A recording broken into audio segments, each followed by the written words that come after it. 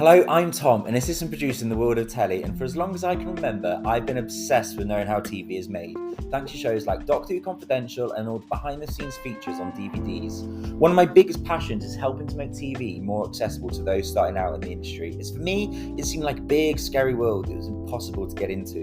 Getting into TV aims to break down those barriers and deep dive into every single role that we can, from unscripted to scripted. Join me in each episode where I'll talk to a different TV professional about what they do, how they got there, what tips and tricks they can give you, plus some general TV chat. In this episode, I'm joined by Ethan Blake Brooks, who is a director, self-shooting director in the world of unscripted TV. And we just have a nice chat about his career and also about what it's been like to navigate working in the TV industry as someone that is deaf. This is Getting Into TV.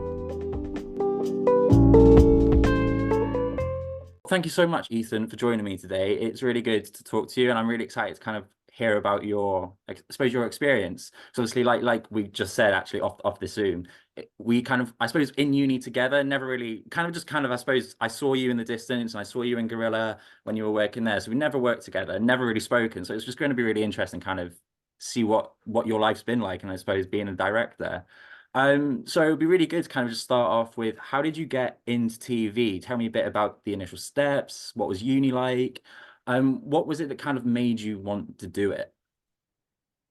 Yeah, it's really funny, isn't it? Because obviously we went to the same university, and I feel like our paths just sort of keep interweaving into each other. So it's really good to talk to you. But yeah, basically, I went to University of South Wales, and initially I actually went there to study documentary photography. I was absolutely adamant, and my parents would tell you that I was going to be a photographer. That's just what I wanted to do. And ever since I picked up a camera, I was just completely obsessed with it, obsessed with taking pictures on like my iPod, and then I later got my first DSLR. So I very much thought that was the path for me. So I did my first year in documentary photography, which by the way was an absolutely fantastic course. I just don't think I was at a stage in my life where I had the amount of appreciation that I have for it now. But obviously the degree is split up into different modules, and for my last module, I was asked to do a documentary film. Okay. Only had to be 5 minutes. I think there was some very there's a very sort of brief outline of what sort of themes that you could tackle, but it was very much free play. And my dad actually used to be very into bodybuilding. He competed in the Mr. Wales Wow. competitions in the like late 80s or early 90s. Yeah, every time I bring a girlfriend home, the first thing you do is show me a picture of him in his pink speedos and his orange tan. Really, cheers, Dad. Thank you very much for that. But I did that documentary about him, and it was the only module I got a first in. So right there, I was sort of like, oh, okay, maybe there's something in this. And I was quite like, I was very much in the YouTube phase as well, as in consuming a lot of YouTube that day, like, back in the days of like peak British UK Yeah. YouTubers kind of thing. Um, and I thought, maybe this is what I'm really supposed to be doing. Like, I really enjoy my photography, but I just don't feel like I was getting the same amount of gratification as other students were getting. So I actually had to go down to a meeting with someone who turned out to be like one of my most beloved mentors, Sally List Lewis, who is a senior lecturer Mm. at USW doing film. I went to her to basically try to plead my case to see if I could switch courses. And she saw my film, and she obviously thought, there was something there, and she brought me onto that degree. And that's what I switched to. And then I later specialized sort of in documentary film. Mm. Um, so yeah, I did that. Did my final year film, and that was about a guy called Matthew Pritchard. I don't know if you've ever heard of him. I haven't, no. Don't think so. No, Matthew Pritchard, he used to be basically like a stuntman for a show called Dirty Sanchez, which Okay. is basically, yeah, Yeah. so like the UK version of Jackass, Yeah. basically.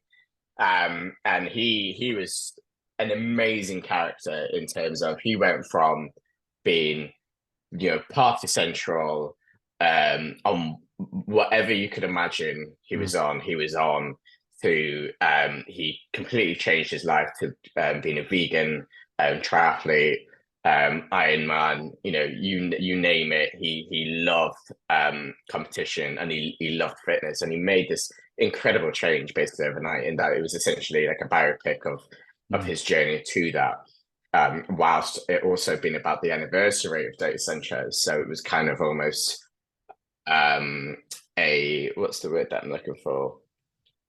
It's kind of a clash Yeah. of personalities of what the his beloved audience thought he was and what he himself knew that he was as a person, and how could those two, different personalities really get on. So I did that, graduated, and yeah, that was pretty much my university um, sort of journey, and after that being like, right, TV is it. This is how I'm This going to do is it. what you want to do. How did you find uni? Because a lot of the time, a few of the people I've had on this before, we've chatted a little bit about university, and I personally loved university for the reasons that I could kind of, for start, get away from home and meet new people, and like, I suppose not hone my craft, but like make mistakes and play around with things. How was your uni experience? Are you grateful for it? Very grateful, but it was never about the piece of paper. Yeah. Truthfully, I don't know where it is Yeah. right now because I've never had to use it. But it was, but I still gained what I needed to gain from it, which was I needed to be surrounded by like-minded people, like-minded creatives, gain my first industry links, and it did that for me. And I can't complain about it. I learned loads on my course. I met some really great people. I met some really great mentors. But no, it was never about the piece of paper for me. It was anything but. No, it's like you say, it is just that being around them people, it really does just help being in that environment.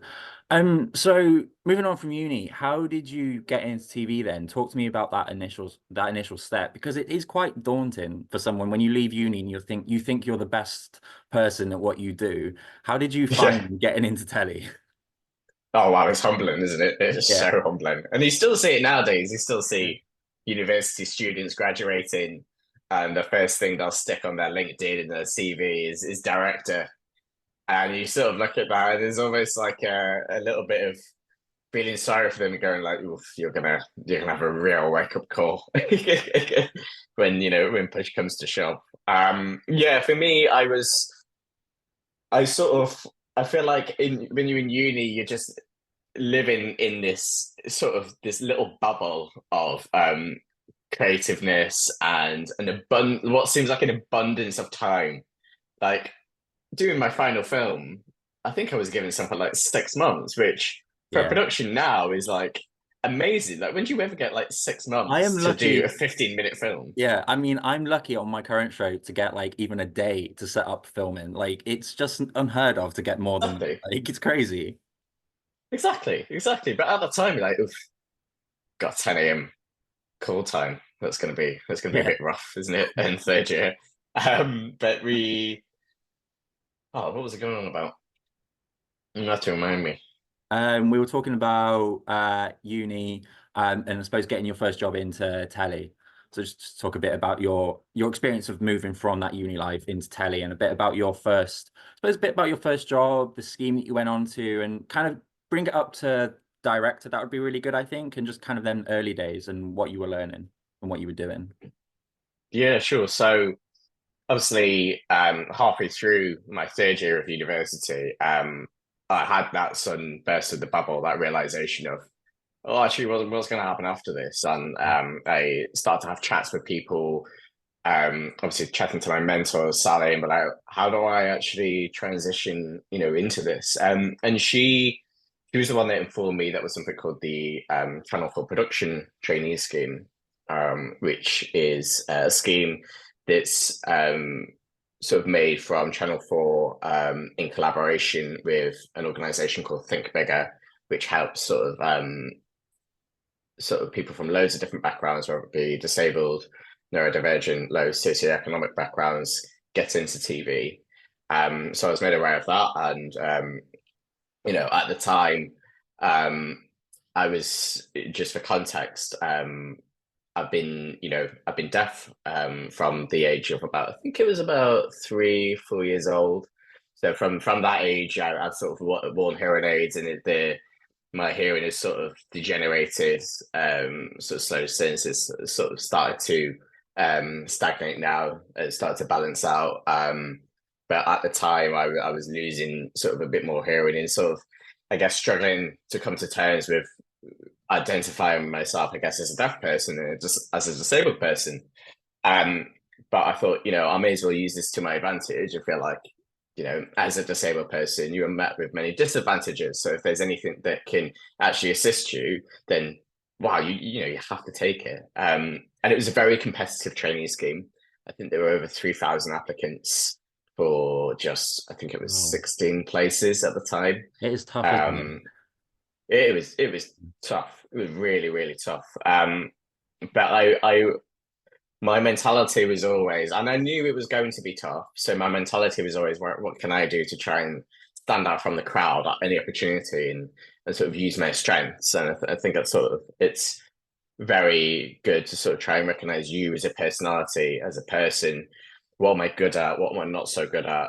How can I raise those weaknesses? How can I concentrate on my strengths? And for me, that was filming. I've always felt very comfortable with a camera in hand. And one of the first, I guess, stages of the application was to make a 2 to 3 minute video. And I think the topic was, what does disability mean to you? And it came at a really good time because I'd just done like a really quick film about a boy called Caleb, who was a deaf racer. And I used all those cutaways and all that filming, and I intercut it into my video. I booked out a studio at the university. Yeah. I was very thankful that I had those, That's resources a to really do good that. thing to kind of just point out. Going to university, you have 3 years worth of time to just spend using kit and really kind of just like, it's free to use, so you can use it. And like you say, you can use it to your advantage.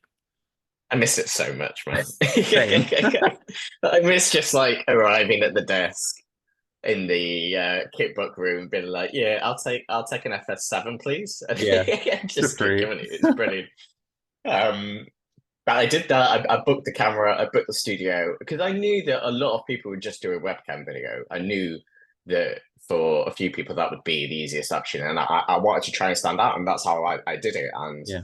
when I got through to the second stage, and thankfully to the final stages and got accepted, that was one of the things that was constantly brought up. Was one of the things that made you stand out was that your video was just really, really good. It really interested us right from the get-go. The production value was fantastic.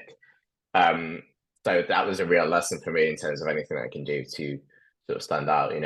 I would sort of do it, and I got accepted, which I was like over the moon with, absolutely over the moon. What kind of stuff were you doing then on your traineeship? What were you? 'Cause were you at? I'm right in thinking it was Boomerang, and you were a researcher, I think, from what I remember reading this morning. Yeah, so yeah, Boomerang was the production. So that was sort of my first one that I got signed on to. Basically, the scheme gives you a choice of production companies and they go, you tell us which ones you want to apply for, Yeah. and we'll put you in front of them for an interview. And I had my interview at Boomerang, and they wanted me on. And I spent about, I think it was just over a year there, and I got exposed to so many genres. One of the luxuries of being with a production company and being in-house, which is what I started as a trainee researcher. Yeah. That was the official title when I started. And once I started to gain more confidence and experience, I was allowed those researcher credits. But because you're in-house, you're just helping multiple productions. And it's fantastic for your CV because within a year, you've got a really solid handful of credits, Yeah. without any gaps whatsoever. But for me, it did take a while to sort of find my feet in terms of what I was good at. And what I mean by that is I knew from the start I really wanted to be a PD. I wanted to be a self-shooting PD specifically. Yeah. That was always very crystal clear to me. But when you're starting out, you're not going to be given a camera and be like, "Hey, you As go much shoot as this you interview." wish. Yeah, oh, as much as you wish. And to be honest, kind of glad that I didn't get that opportunity because I would have made a right mess of it.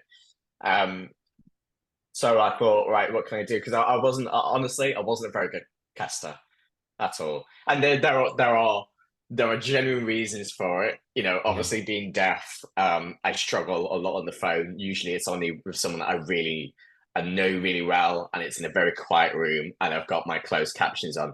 Then I can just about manage. Yeah. But when you're calling up strangers, I was concentrating more on what is being said rather than trying to gain editorial knowledge on does Yeah. this person fit the story? Yeah, we're trying to get.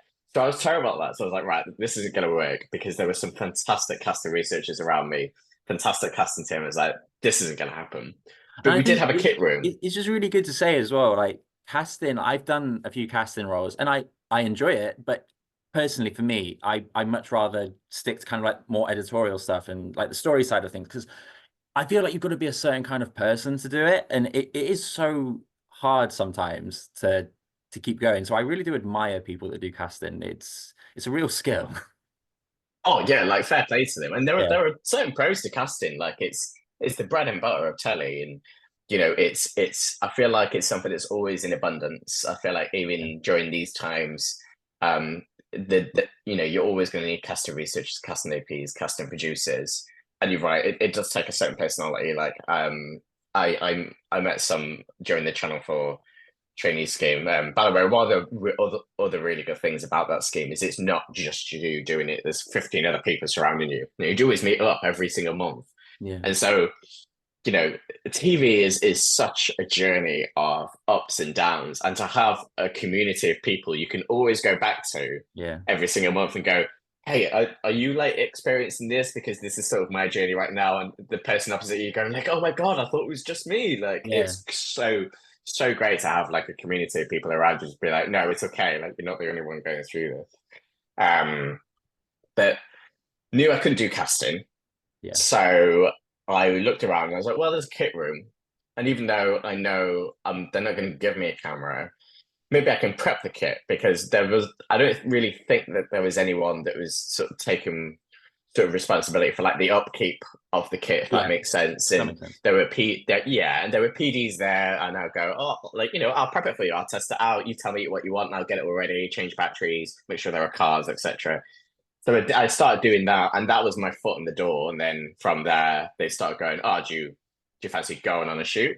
Which in itself is sometimes a challenge to actually try and get on a shoot in the first Yeah. place. I don't know what your experience is like, but some people find it really easy, and for other people, it can take them years just to get on the set. It's Right. mad. I mean, for me, I like I've said a few times on the podcast, I always wanted to go into drama, and I was working on things like Casualty, Doctor Who, and all that kind of stuff. And like it was cool and everything, but then I fell into Crime Watch. I remember my interview for Crime Watch, and it was one of them ones where it wasn't an interview. It was like, "Can you come in for a coffee?"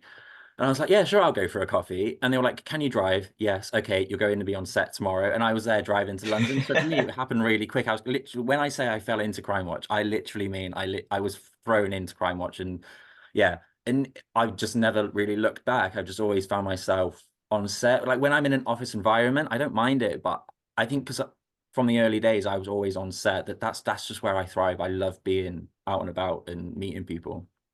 Yeah, and that's why I'd say driving is probably the essential skill when you're starting out on set. If you can drive, Yeah.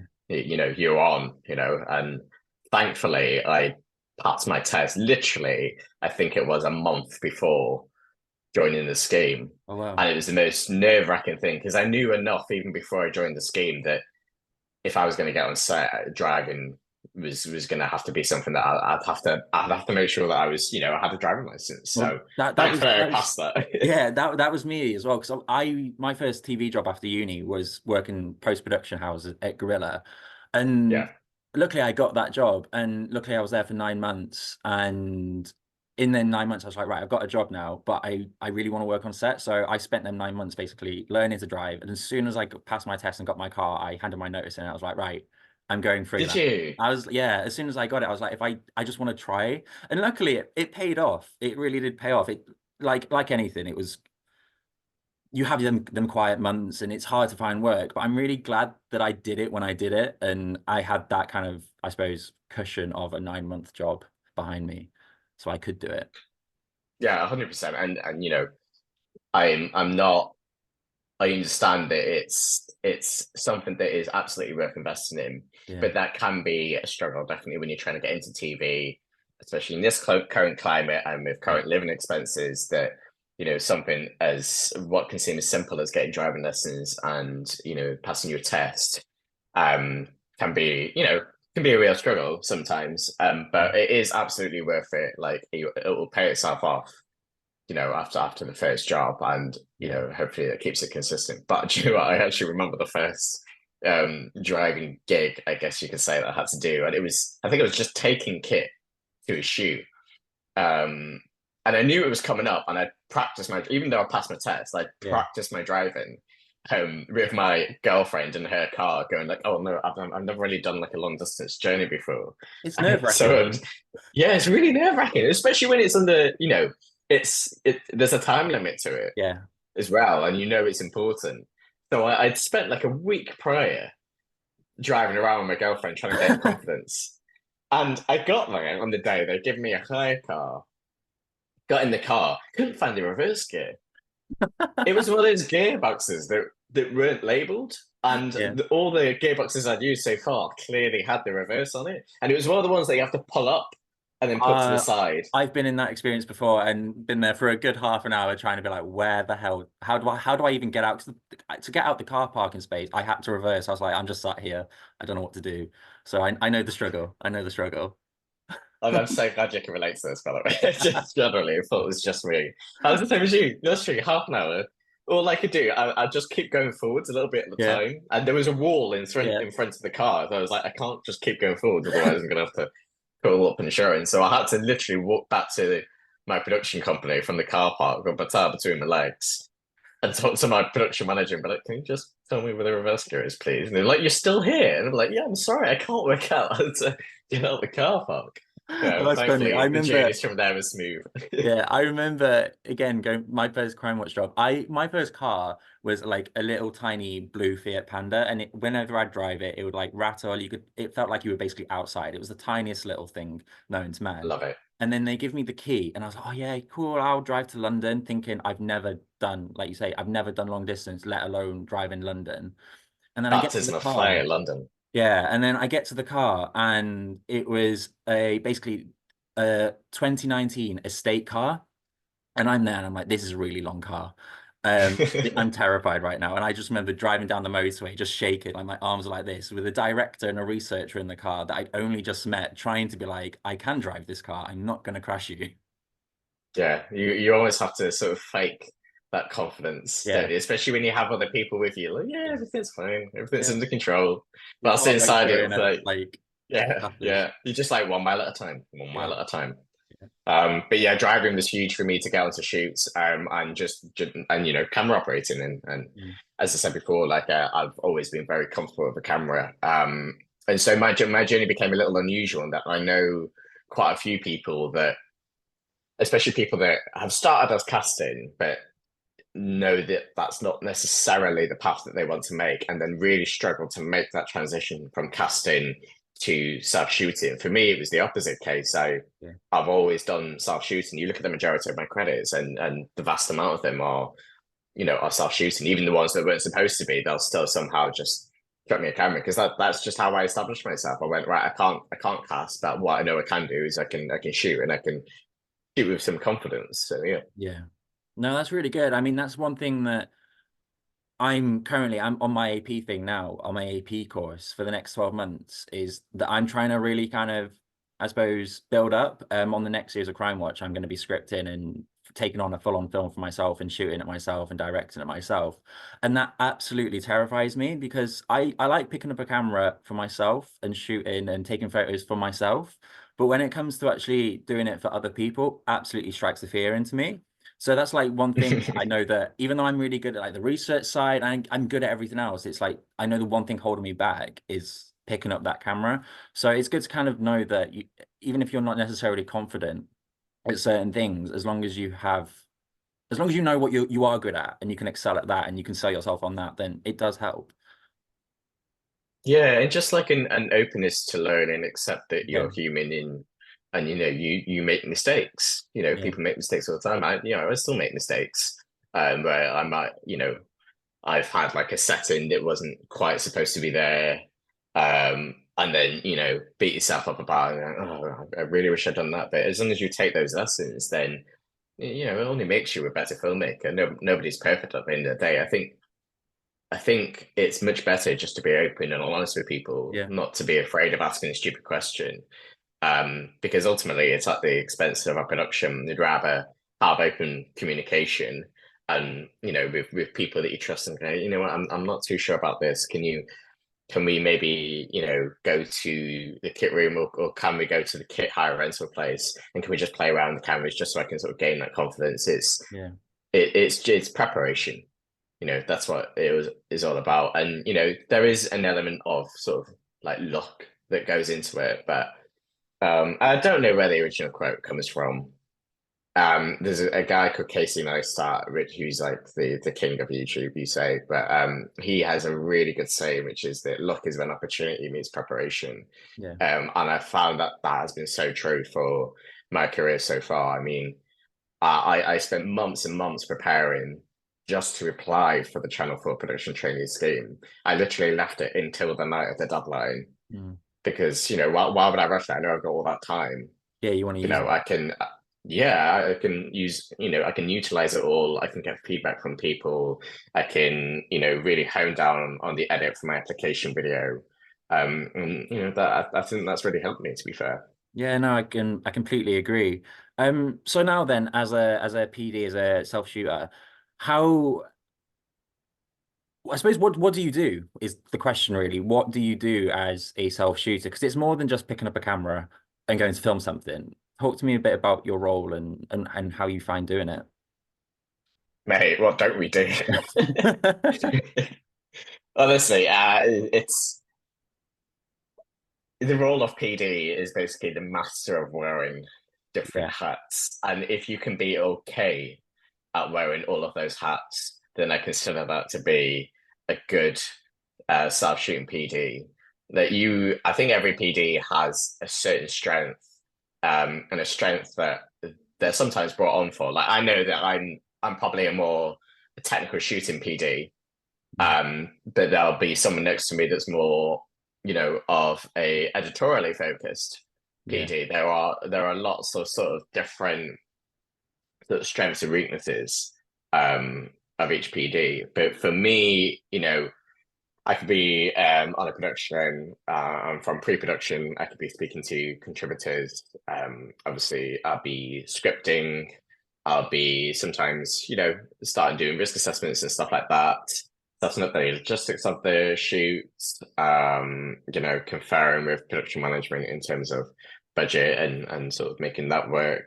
Obviously, being on the shoot itself, you are ultimately the person responsible, and that's something that you have to take very seriously. yeah, Everything from contributor welfare to health and safety to doing the shot list to shooting with the edit in mind, thinking of the sequence and going like, okay, we're going to start with this. This is how the story is going to develop. You're doing all of that, mm, simultaneously. It's not something that comes easy to most people, but for me, I just see it as a balancing act. And then not so much these days, but you do still sometimes have PDs that would go into the edit as yeah, well and be in that process from start to finish. But I think more so now you're getting a lot more edit producers. But that's what I love about the job. It's the variety of it. Yeah, no day.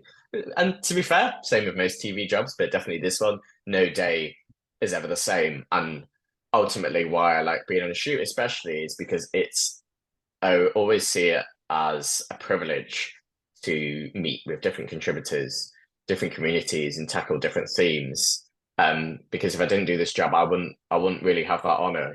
I've yeah, met Ukrainian refugees that have been separated from members of their family, who are some of the most resilient people that I've ever met in my life. I've met trawlermen, people who spend weeks and weeks in deep sea trawling boats and don't see their families, and contribute to the UK fishing industry, whilst also taking part in the UK's statistically most dangerous job. Yeah. And just meeting all those different people and all these different mindsets, I think it's so good to have your own opinions of life challenged by the people, and that's what I love most about it, I'd say.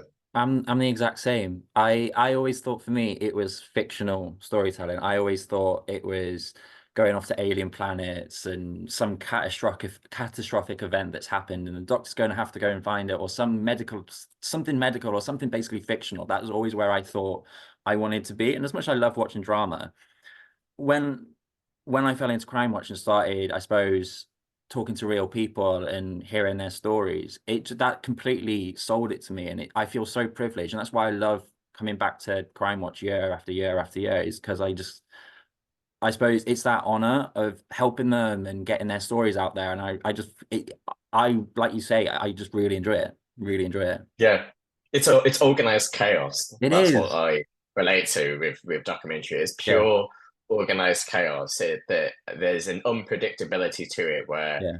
even the most planned unscripted show could totally turn on its head in a few months' time, and you really do have to embrace that. And this is why I do think it's also important to acknowledge, and some of this comes with maturity, but also knowing who you are as a person, in terms of what do you thrive on? Do you thrive on structure? Do you thrive on knowing exactly what it is that you need to do in your job roles every day? Or do you thrive on unpredictability? Are you adaptable to those things? I don't think this is something enough, but I really do think you have to look at yourself as a personality and as a person, and fit your career into that. Because ultimately, as I said, you just want to play into your strengths. You just want to focus on what you're good at. If you're someone that values, organization, going like, right, this is exactly what I'm doing job by job for a few months' time, you ain't gonna last a day in TV editorial land. Adaptability, that's what it's all about, looking at a problem, because there are always problems to be solved, but getting almost a little bit of a hit out of going, oh, how am I going to solve this one this time? What solution are we going to try and come up with together as a team? No, yeah, completely. And one thing that I really want to touch upon is, obviously we've spoken about the fact that you shoot, and you kind of always had that skill and you've developed it over the years. But one thing that I feel like no one really teaches you is how to deal with contributors, because they're real people with no TV experience. How do you find, being a director, being the head person on set, how do you find dealing with contributors and making sure that they feel comfortable? Such a good question. For me, I think being comfortable is kind of the priority for me. And I know some people would maybe disagree with that, but you get the best out of people when they feel like they're in a comfortable environment and that they can confide in you, and they can talk about the things that they wouldn't necessarily talk about. That's always been my number one priority. I think you just have to take it from a human to human being interaction, and build upon that. Sometimes you can do so many productions where you do start seeing them as a contributor and not as a human being, and that's when you can very quickly lose sight of how to get the best of them, because it's a win-win. The contributor wants to feel like they're in a safe place, which is a priority, and if you enable that, they will ultimately give you what you need to the best of your ability. So for me, it's feeling comfortable, feeling safe, feeling that they can confide in you, and I honestly feel like the rest will come, because anything else is out of your control. Then you can do your job to the very best. They can be as comfortable as they can be. You've done everything that you need to do, really. So it's just about trying to control the controllables. Yeah, no, completely agree. It's just always that thing. I remember my first day on meeting a contributor, and I was so kind of like, I was just basically so new to it all. I just didn't understand it. So it's something that I've really built up over the years. But I completely agree. You just got to be comfortable, and they're people at the end of the day. They just want to talk, and they just want to be involved. Yeah, exactly. And that's why I think it's also good to do stuff like this, where all of a sudden it's sort of the attention is turned to me and I'm the one that's being asked all the questions. I do think that's actually quite an important experience to go through, is to Yeah. learn the other side of it. And I think it's good to sort of know what it feels like from the other side when you're not hiding behind the camera, which is what we're quite good at. So Yeah. When it comes to directing, obviously you did your scheme and you were learning things on the job, but how did you, I suppose, learn to write scripts? How did you learn to do risk assessments? Where did all this come from? And I suppose, what should people really be aware of when they're writing scripts and having to, I suppose, do all of this extra stuff that is more than just picking up a camera, if that makes sense? yeah, no, definitely. I think it's having a good relationship with a production company that really knows and wants to support what it is that you're doing and gives you that freedom to try things and make mistakes. For me, I feel like I really gained a sense of confidence in not just myself professionally, but myself personally when I joined a deaf magazine show that was called See Here. So to give you context, See Here is a show that's been going on for 40 plus years now, and it's aired by the BBC. Mm. And I started working on that show in January of 2020, just after I'd finished my first Yeah. production company with Boomerang. And it was only a 3 month contract. It was only ever supposed to be a temporary thing to start with. And at the time, I still didn't really recognize myself as a deaf person, despite all this. I always thought, I just wear hearing aids. I just misunderstand what people say from time to time. And 3 months later, I was actually supposed to be joining Bake Off. I'd sort of had those initial conversations, and I was going to be joining on, and that was March 2020. And not Bake Off's fault at all, but they obviously had to completely restructure how they shot Bake Off Yeah. to fit with COVID protocols, and I hadn't officially joined, so unfortunately, that contract kind of fell through. And I actually stayed at See Here, and it was the best coincidence that ever happened. I ended up staying there for a full year, Wow. and it was brilliant because they just let me crack on, and they trusted me, and they knew what it was that I wanted to aspire to. And so they just let me try things. The great thing about the format of See Here is because it's a magazine show, it's a very similar format to something like the One Show, where Yeah. you have your studio links and then you have your items, your VTs. And so, they would give me VTs and be like, right, you're responsible for this. You'll, from start to finish, to pitching the story to us, to finding the contributors, to scripting, to filming, to doing a rough cut, to send off to the editor, that you can take responsibility. And even just that, it's such a powerful thing to go, you are responsible for this. Put pride in this because this is your contribution. And I worked with a fantastic series producer, Camilla Arnold, who really, I think, just ups the See Here game for me. Yeah. And also, really helped me in terms of actually discovering sort of my identity as a deaf person as well. Being deaf herself and being in TV as well. She was such an important figure for me to really sort of gain that confidence. So yeah, I'd say just having a production where, you know, I think productions like See Here, productions like The One Show, Mm. productions that are quite fast paced. There's quite a lot of content to get through, and so often you will have more responsibility put on you to do those things. But the pro of that is you are experienced to it. If you're working on a really high end documentary production with a big team, usually the role that you're brought on to do is the role you're brought on to do. But when you're a smaller team, much smaller team, you have to be flexible, and you have to maybe take on jobs that maybe aren't technically a job description, but you can use it to your advantage and go like, this is great because this is actually what I want to be doing. Yeah. So they would give me scripts to write, and some of the early scripts I got were atrocious. Some of the ones that I wrote truly atrocious. But you just need experience in doing it, and you've got to get better, and you've got to be open to critical feedback Yeah. and really not take it personally. Critical feedback is the only way that people learn. So I think that that's definitely something that needs to be prioritized. How did you talk? How obviously you worked on C here. One thing that I feel like is really good to mention in the podcast is the fact is to highlight that just because you're deaf, you don't just have to work on that. There's deaf shows specifically for deaf people, if that makes sense. How have you found navigating the TV landscape in the TV industry being deaf?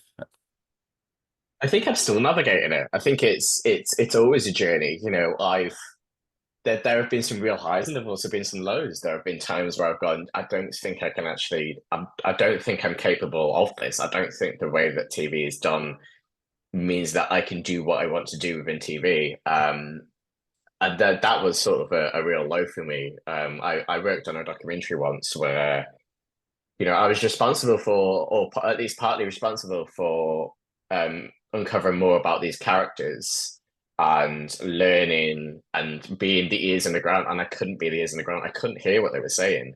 Yeah. And that's probably been one of the most frustrating experiences in my life, and going like, I am unable to do my job. Yeah. You know, no matter what adjustments I try and put in place, no matter how close I try to get to them, no matter how hard I try to lip read, it just wasn't working. And it was no one's fault at all. It was just in a situation where there was just no room for play. And so, you know, after that, I really did sort of have to reconsider how I could make this work. And I think ultimately it was a change of mindset of going like, no, like if productions want to hire me and want to get the best out of me, then they need to adjust certain things, and I need to be able to tell them what things they need to adjust. Yeah. Because, you know, TV productions aren't always going to know what's best for you and how you work best unless you communicate that to them. You Yeah. know, that is a shared responsibility. But once you communicate that does need to be, you know, that then needs to be followed up, and that needs to be actioned. And I feel like I've made huge strides in that ever since. I worked on the Doghouse recently for Channel 4, which is an absolutely lovely, lovely little team of really, really talented people. And I went in there the first day, and they'd actually done a deaf awareness course Wow. specifically for me. And I went in there, and people started signing to me. Oh And I wow. was like, this is amazing. I've never had this before. And you know, I'd give people sign names and all that sort of stuff. It just little things make a huge difference. You know, I worked with PDs, producer directors there. At the time, I was a shooting AP, going up to a DV director. Mm. So I'd often work with a PD in those instances. And I would often be responsible for sort of close up shots of the dogs, which is just a fantastic role within I itself. love it when we have dog stories on Crime Watch and we just film. We had one last series and it was just the cutest little Staffy, the first ever Staffy to be a police dog. And she was just adorable, like rolling on her stomach, giving her scratches and everything. It was honestly, it wasn't like working at all. It was just playing with the dog for the day. Yeah, best contributors ever, aren't they? Yeah, they really Doghouse. are. They really are. Any chance I get at doing a dog story, I will be the person to do it. Yeah, have it. Recommend the Doghouse if that's the case. Great show to Noted. work on. But when I worked with this PD, he would turn to, because sometimes I'd be shooting in normal speed, sometimes I'd be shooting in slow mo. And my PD I taught him the sign for slow mo, so that even at a distance, you know, he would sign to me slow mo, and I knew straight away, okay, that's what he wants. And we became really quick and really efficient at doing that. So yeah, things have been a lot better since I've sort of making that more of a priority for sure. That's really good because, like, it's really good to know that companies are open to being more accessible and allowing to open their doors more because, like, the TV industry would be a poorer place without more diverse voices and just people that have different lived experiences because you get to tell different stories from different perspectives. So I feel like it's really good that they're actually doing that, and in the most part, it seems. Yeah, definitely. I always say that to starve, you know, a disabled, diverse, person of an opportunity in TV is ultimately to starve the audience of a story. Yeah. Because how can we truly represent, the vast landscape of stories to an audience when internally behind the scenes that isn't the case? Yeah. I think it's only ever a good thing because we need more stories and we need more stories from different viewpoints. So No, completely. One thing that just come to me, obviously you did your Channel 4 scheme. Is that still running? Do you know? yeah, that's still running. I believe it still runs every single year. Sometimes I believe they do schemes specifically in the run up to the Paralympics. Oh wow. So that's something that's really cool. But yeah, something 100% Hmm. that I recommend. It was, I don't know what my TV journey would not have been the same without the Channel 4 scheme. Like, Yeah. as I said before, having a little group, a community of other trainees that you could talk to. We still have a WhatsApp group now, even like, what is it, 5 years later? And we, we're still like constantly chatting and seeing what everyone's up to and trying to help where possible. To things like, every month we'd go to Channel 4 HQ and there'd be a different sort of array of sessions that we'd be doing. So one month it would be about self shooting, and they would bring people in to teach us the basics of cameras. Another month it would be about finances and how Yeah. to navigate life as a self-employed person. Which that's like gold dust. No one ever like teaches you that in No, and even in university. yeah, it's stuff like that and how to deal with like tax returns and all this kind of stuff. It's honestly stuff that I feel is so vital that universities should be teaching you this stuff if you're going to go out into the industry. But just talking about that, how do you find navigating freelance life? And especially now, because there is a severe lack of work, how have you found navigating that freelance life? Because no one prepares you for it, like you say. No, no one does. I sort of properly stepped up as a sole trader when I came on as a PD, Yeah. because that's just sort of the standard of what you have to do. And there are certain freedoms that come with it, but there's also a lot of admin that has to go on in the background. And yeah, you're right. It's a Mm. really tough time right now for everybody. We're facing, potentially a brain drain of really, really talented individuals being lost because Yeah. they unfortunately just can't get the work. And I think my fear especially is that it will have the worst effect on, and it's already been documented, um, particularly, like women in TV who Yeah. are, not only juggling their careers, but are, juggling childcare on top of that, amongst so many other things, can't necessarily, hold out for the TV job for as long as it needs to take, and they need to prioritize other things. And so I really do hope that looking forward to, 2024 and sort of beyond, things start to pick up because ultimately, I just my biggest fear is they will just end up losing those voices. No, yeah, completely. And it's a real shame because obviously it's really hard for people in the industry to get jobs anyway. So for people getting into the industry, it's going to be even harder for them with the lack of experience and just the lack of jobs. Do you know of any schemes that people should be aware of? Maybe any schemes specifically for disabilities or anything like that that people could be made aware of? Yeah, 100%. So, Channel 4 obviously have the trainee researcher scheme, which is great if you're getting into sort of unscripted. Other broadcasters do a similar thing as well. Screen Skills is a really good resource, Yeah. from, hosting sessions on educating people about sort of disability in TV, and most importantly, the socioeconomic, socioeconomic. Is it socioeconomic? I know, I feel like I know what you mean. It might be that. I'm not too sure. I know what you mean though. Hang on, I'm gonna get this right. What's it called? Nah, that's it. I'm going to ask that question again. I got this. I got this. Hang on.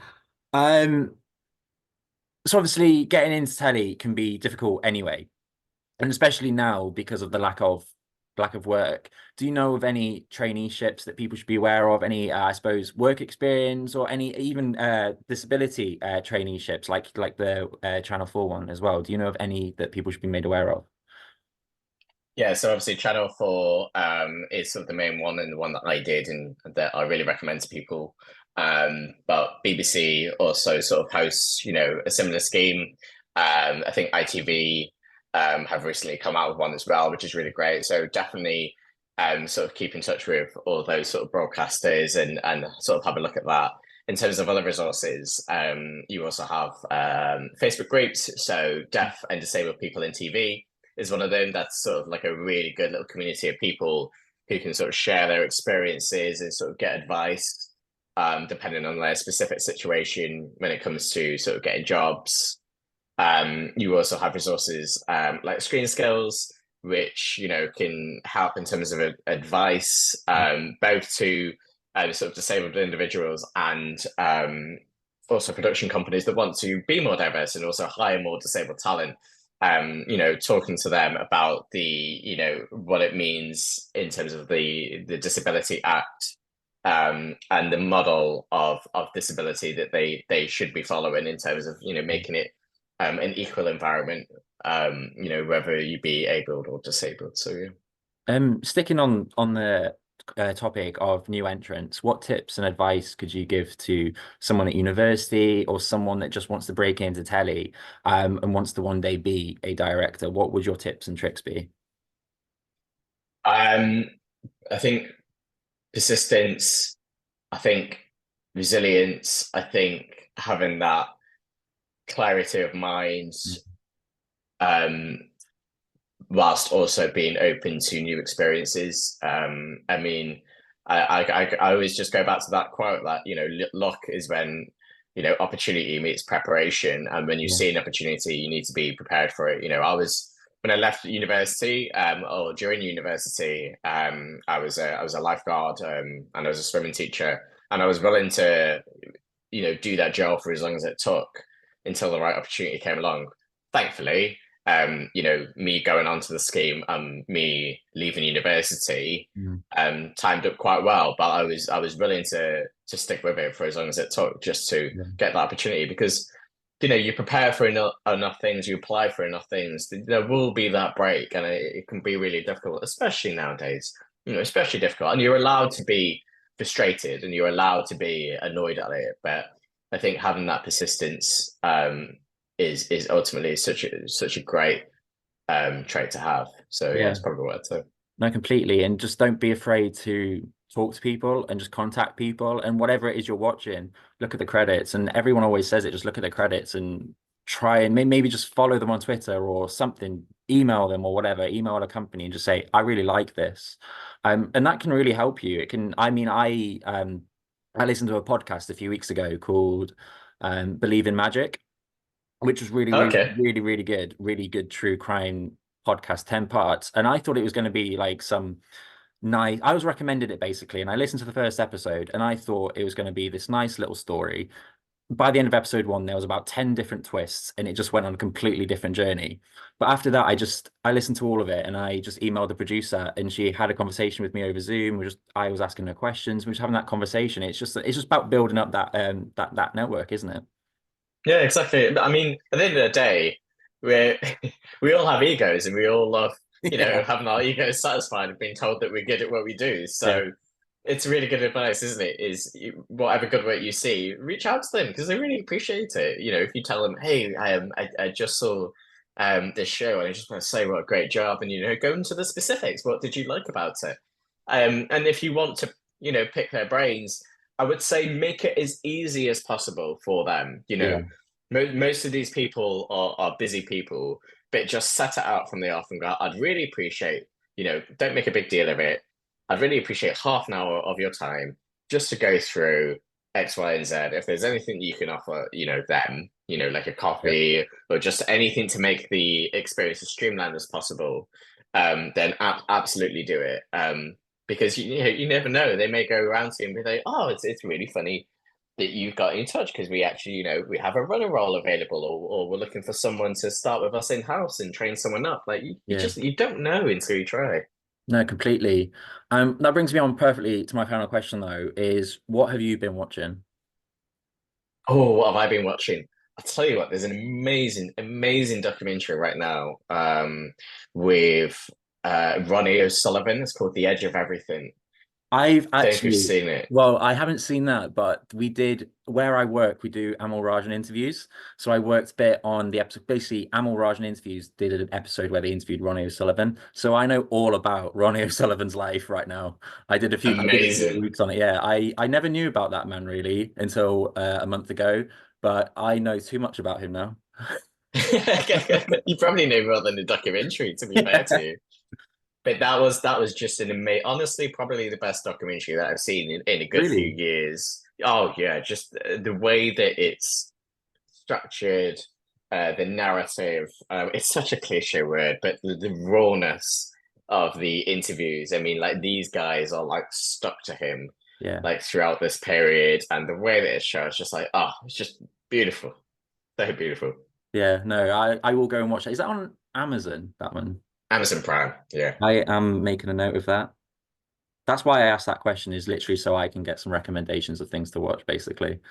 I feel like we've tackled Yeah. everything, haven't we? No, It's been yeah, a really good conversation. Really it's enjoyed been this. it's been really good to chat and just kind of, I suppose, hear your journey and to kind of know that even though you've got this disability, it doesn't hold you back. If anything, it just makes you want it more, if that makes sense. I don't know if that makes sense, but No, I think that does make sense. I think, when especially, as a deaf person and a disabled person, you're used to working 10 times harder yeah, than the person next to you. So I've always been, I think, whether I like to admit it or not, I think I've always been very competitive in that aspect. But I think ultimately it's just trying to learn that there are some things that I can control mm, and some things that I can't, and knowing your self-worth and going, do you know what, I'm really good at what I do. And if production companies are gonna work with me, um, because I want to do an amazing job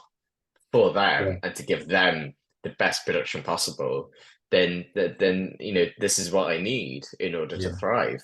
And if that means that they get a better PD for that, then I think that's ultimately a win-win. No, completely.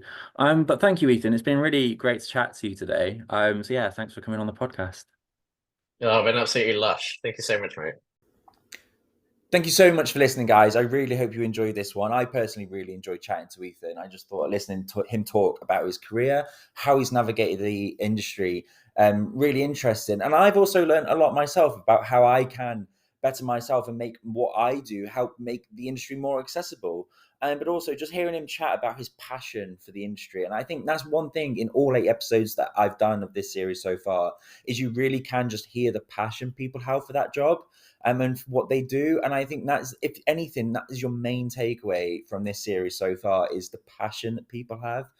Because you really do, you need to be passionate. You can tell a mile off someone that's not passionate. And I just think having that passion, it sounds so easy to say and sounds a bit cheesy probably, but if you have that passion for what you do, you honestly will go far. This is going to actually be the last episode of the series for the next, I think, 2 weeks. I'm going on Christmas break.